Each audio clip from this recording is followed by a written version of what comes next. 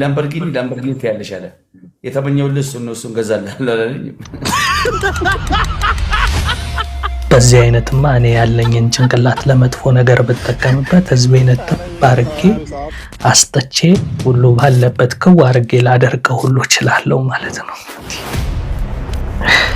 ይህን ጉድ ሰምታችሁልኛል እንዴ? ለካ አንዳንዶቹ የልብስ አራዳ ብቻ ናቸው እንዴ? ሲታዩ ምናምን አራዳ ይመስሉኝ ነበረ። ለካ እንዲህ ናቸው። ታዲያ እነሱ እንዲህ ከሆኑማ ሌላውን እንግዲህ ምን ላረግ እንደምችል አስቡት። በእኔ ሂሳቤ ነው እና ያልኳችሁ። መሳቅ ፈልጌ ያልነበረም፣ ግን የሆኑትን ነገር እስኪ ሰሙና እኔ የምላችሁ አንዳንድ ነገር ይኖራል። እስኪ ይችን ነገር ሰማት። ላምበርጊኒ ትያለሽ አለ። የተመኘውልህ እሱን ገዛልሃለሁ አላለኝም።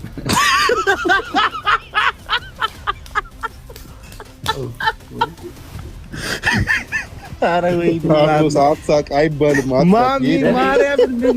ማለት እንዴት ነው እንደዚህ የዋለቱ ቀመሃል ማለት ነው። እግዚአብሔር እስቲ አይፎን ለኒሞና አይፎን 3 አይፎን እንደገና ምን አለ የ1 ዓመት የትምህርት ቤት ኔክስት ስንት ዓመት ነው ኬጂ የሚማረው? 3 years ምናምን ዘግቼዋለሁ አለኝ። ላምበርጊኒ ከሚሆን በቃ ቪኤት እና በቃ እንትን ገስት ሃውስ ምናምን ነገር ይሆናል። ሁክሰን አልተባለም። እኔና ሰሚራ ተጨቃጨቅን እያልኩ እኔ ባለ 2 መኝታ ላይ ሰሚራ ባለ 3 መኝታ ትለኛለች። ኧረ ማሚ በእናትህ አታስቃል። ተበልተህ ታስቃለህ አንተ። ጉድ እኮ ነው። አላህ ምስክሬ ነው። እኔ ባለ 2 መኝታ ነው የምላት። ሰሚራ ኖ እንተው አለች። በቃ ሰራተኛው አለችኝ። ባለ 3 መኝታ ይሆን አለችኝ። ማሚ ልጅ እኮ ምላሱ በጣም ነው የሚያሳምነው። በጣም ያሳምናል።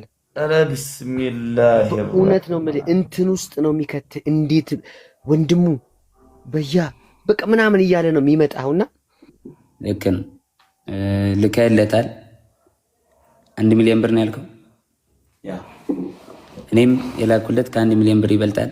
እልክልሃለሁ እንደዚህ አበድረኝ እያለ ልኬለታለሁ። እኔ ገባ አይደለ?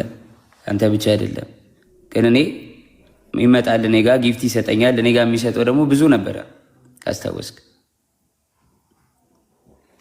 በዛ አምኜ ሰጠሁት። እኔ ስለሚሰጠኝ ጊፍት መጥቶ ስለሰጠኝ እንዲህ አድርግልኝ ሲለኝ ሰጠሁት። ለቤላ ክሊር ለማድረግ ሄኖክ የሚባል ጊፍተር መጥቶ ህዝቤ የተሻለ አገኛለሁ ብሎ የአባቱን ስም በትክክል መጻፍ ለማይችል ሰው የአገር ገንዘብ ሲያስገባ ነበር። ተቸገርኩኝ አጣውኝ እያለ ያንዱን ወደ አንዱ እያደረገ አሁን በጣም ብዙ ሰው ተነካክቶ ብዙ ሰው ተበልቷል።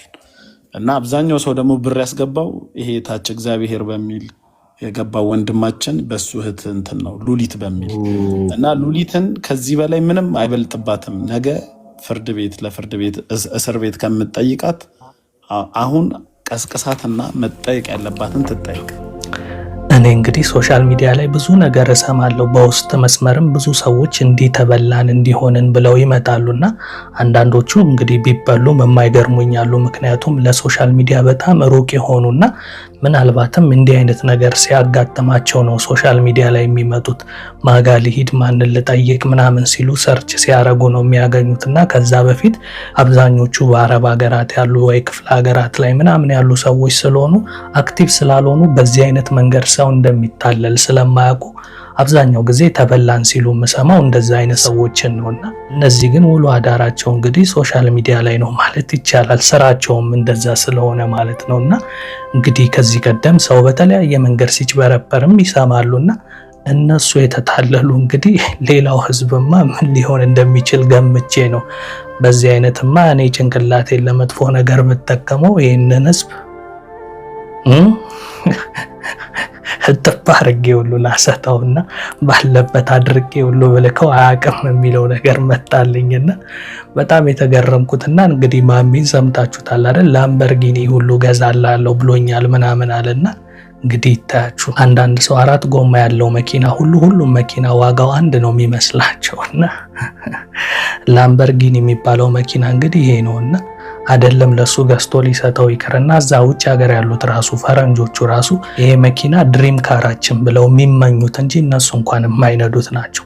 ይሄ መኪና የሚነዱት በጣም ጥቂት የሆኑ እግር ኳስ ተጫዋቾች፣ ሴሌብሪቲ የሆኑ የሆሊውድ አክተሮች፣ ስታሮች፣ አረብም ያሉ ትክክለኛ ዜጎቹ ምናምን ሀብታሞቹ የሆኑና ሌላም ዓለማት ላይ ቢሆኑ ሚሊዮነር እና ቢሊዮነር የሆኑ ሰዎች የሚነዱት መኪና ነው ይሄ ላምበርጊኒ የሚባለውና ግን እንዳልኳችሁ ነቃ ደንገጥ ያላለ ሰው እንደዚህ የሆነ መኪና ስም ሲጠራለት ዝም ብሎ እንደሌላው መኪና ዋጋ የሚመስለው ሰው አለ። ላምበርጊኒ፣ ፌራሪ፣ ቡጋቲ ምናምን የሚባሉ ፖርሽ የሚባሉ ሌግዠሪ መኪኖች ናቸውና እንዲህ አይነት ነገር ሰጣለው የሚለው ሰው ደግሞ ገና ከሱ 1 ሚሊዮን ብር እየጠየቀው ያለውን የሚበደረው ሰው ነው እንግዲህ ያመነውና ምን ትሉታላችሁ? እንዲህ አይነቱን ነገር ታዲያ ስትሰሙ ያ ብቻ አይደለም። ጆን ዳንኤልንም ሰምታችሁታል። እሱም 1 ሚሊዮን ምናምን ተበልቷልና እነዚህ እዚህ ላይቭ ላይ የመጡ ናቸው። እንግዲህ አንዱ ተበላው ሲል እኔም አረ ተበልቻለሁ እኔም ተበልቻለሁ እያለ አንዱ እየተጠራራ ይመጣል። አንዳንዱ አለ አይደለ በቃ ይበላና ሼም ይዞት እንዲብል እንዴ በዚህ ሰዓት አንተ ትበላለህ ፋራነ ምናምን እንዳይባል ሼም ይዞት ዝም ያለ ሁሉ ውስጡን ሲመታ እንግዲህ በመግቢያ ላይ ሰምታችኋል።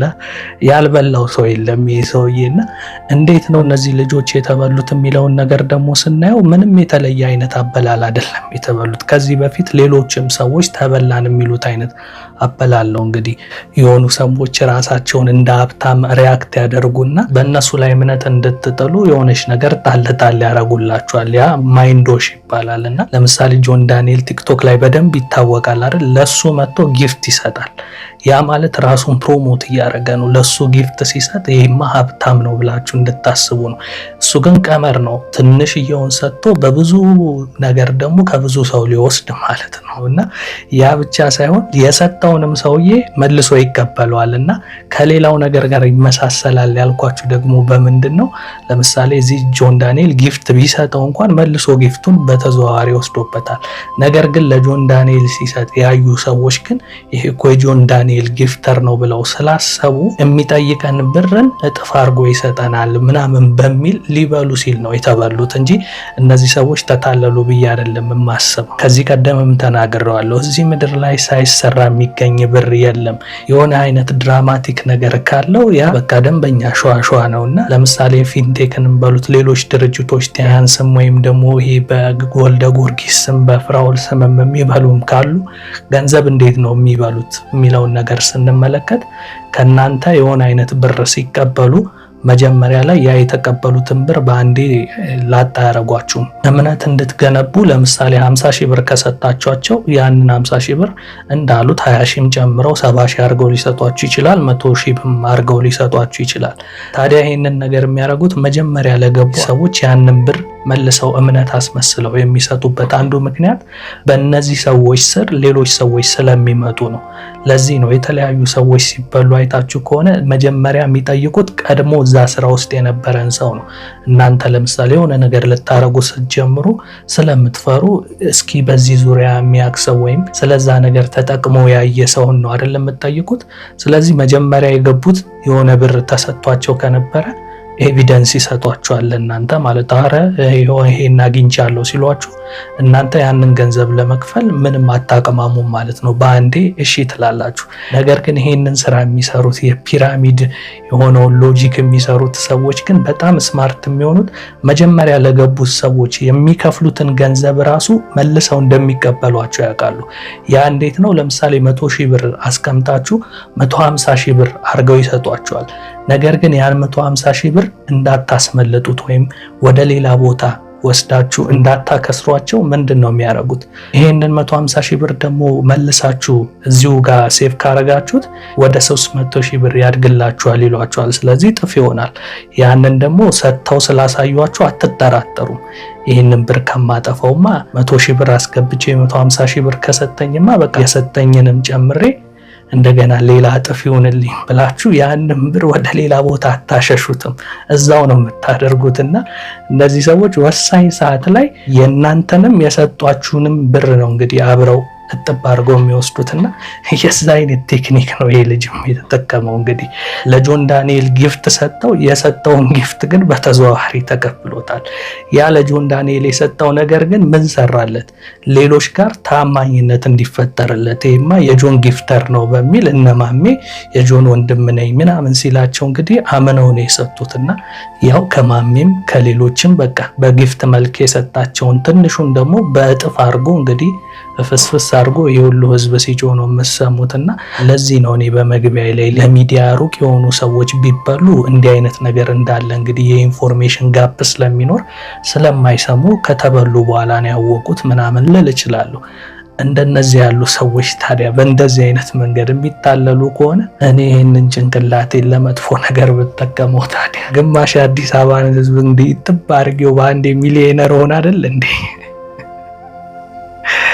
ለማንኛውም እኔ እንዲህ ስል እውነት ደግሞ እንዳይመስላችሁ እኔ በየትኛውም መንገድ የራሴ ያልሆነ ነገር እማልወድ ሰው ነኝ። ያው ሶሻል ሚዲያም ላይ የምታውቁኝ ነኝ። አይደለም የሰው ልቀበል ቀርቶ ተከፍሎ ማስታወቂያ ላሰራ ሲሉኝ እንኳን የማልሰራ ሰው ነኝ። ምክንያቱም በምን አይነት መንገድ መጓዝ እንዳለብኝ ነገሮችን በጥልቀት አስቤና በተረጋጋ መንገድ መጓዝ ሰው ነኝ። ያው እንዲህ ስል ለመመጻደቅ ምናምን ሳይሆን ያው የሰው አልፈልግም የሚለውን እንድታውቁት ነው። ግን እንግዲህ ይሄን ጉድ ያልሰማችሁ ሰዎች ይሄ ሰው እናንተ ጋር መጥቶ እንግዲህ ጉድ እንዳያደርጋችሁ እንድትጠነቀቁበት ይረዳችኋል ቪዲዮ። በተረፈ ግን በዚሁ ይብቃኝ። ነገ በሌላ ቪዲዮ ድጋሚ እስክንገናኝ ዛሬን እዚህ ላይ ያበቃው። የእናንተው ኤላ ነበርኩ። መልካም ጊዜ